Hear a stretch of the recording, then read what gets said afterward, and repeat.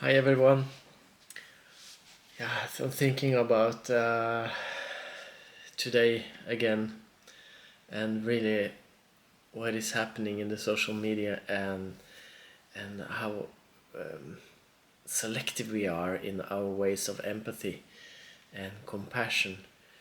And I want to call that out because there is, you've probably all seen a little monkey that was pushed away by his parents, by his mother, probably, I don't know, or his father.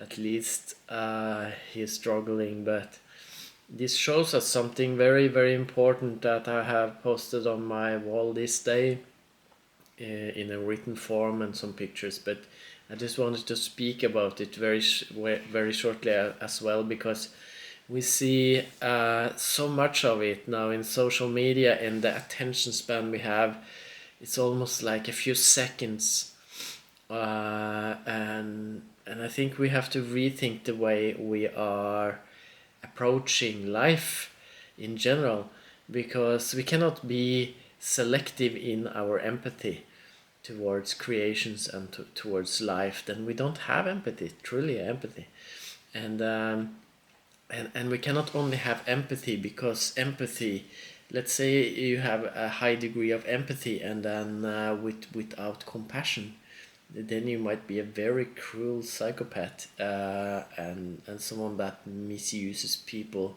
through manipulating them. Because high empathy people can also be very manipulative people if they don't have compassion as well. We have to have compassion and empathy. And I think that this is a way, whatever happens in this time is such a humongous, enormous wake up call for all of us in humanity, and also a reminder not to become sensitive in our compassion and empathy, because what we see with the Epstein files and with what we see is so shocking. It's so shocking to the core. Although many of us has known about this, as mentioned earlier, for 20 years or more, still the public and the collective, many of them see what has been happening now for the first time.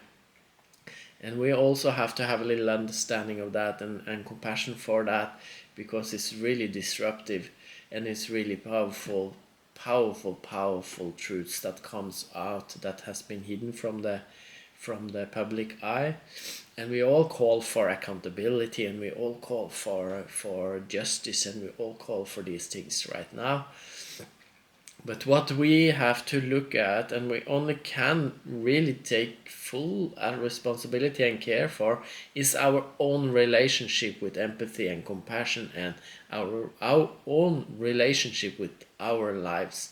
We have to clean up in our own gardens first. We cannot point the finger and say this is that. No. We have to take full responsibility for what our own life creation, and we have to also be partly responsible, or take responsible in our hearts for what's happening in the world today, because we are all one eventually. We are all one, and we cannot separate ourselves from humanity, saying, or that's the root of the problem. What's happening in Israel is the elitist thinking, the Zionist thinking that of other beings as goyim, or as useless eaters, or someone that they just want to get rid of because they want something they have, and they just do whatever they want until there is nothing left, and then they try to rebuild their own stuff, their own world, their own state, or whatever, in an unjust, very, very cruel, and yeah, it's really, it's ethnic cleansing, and humanity is watching this. We are all watching this, people. We are watching this, and some of you have even told me that they are justified. It's justified. And most of you are Christian people that believe that Israel have the right to commit genocide and apartheid, and because something that happens one day at the 7th of, I don't know, October or what it was, that event that they go back to all the time, but it started long before, way before. So you don't know you don't know the history. You have not done your research, and I want to say to everyone that try to act like an ostrich and stick your hand in the sand in these times. It's time to be furious about what's happening. We are even giving away our tax money to corrupt governments like the leaders of Ukraine that have is proven.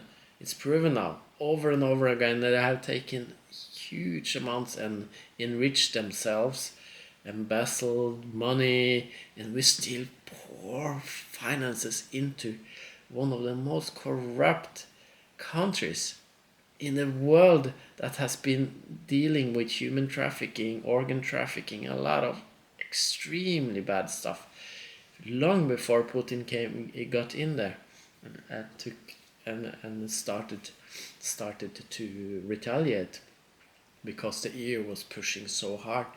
What we have, there is so much truth out there if you just want to truly wake up and look, but we cannot put a blind eye to, and we cannot listen to the media in all of this.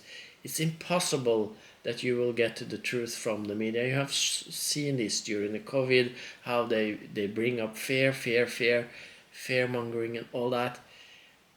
I'm furious right now. I'm furious.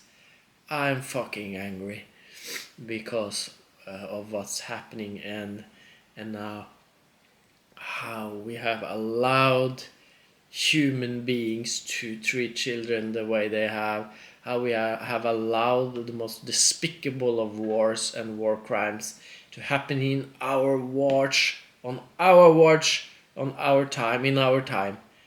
It has to change, it has to end, it has to be healed in humanity. We have to do something, and this is my attempt.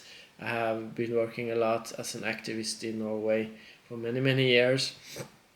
I had a pause from that for quite a while now, but still writing my book of consciousness, art of surrender, and shadows to light. It's two books in one.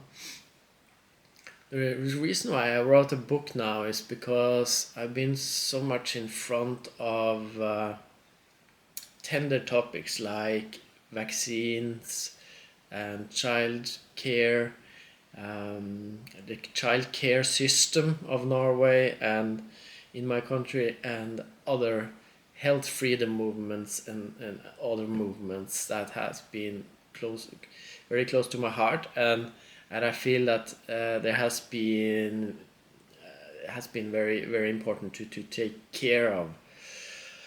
Now this book is going very deep into all aspects of life, really, so we can truly become purely authentic creators, conscious creators in our own lives, and partake in I would say, the creation of the golden age of humanity, rather than what we are seeing now. It's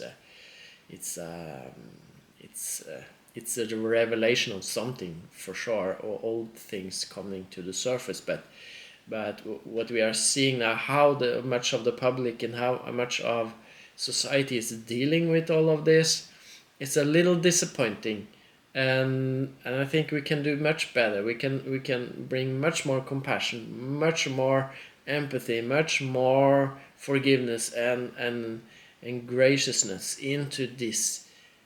We can approach whatever is happening with so much more grace, so much more of higher consciousness and awareness, so much more awareness. So I just wanted to say that. If you're interested in my book, contact me or go to kadreyer.com and you will see it somewhere here. And bless you. on your journey, and let's do something better.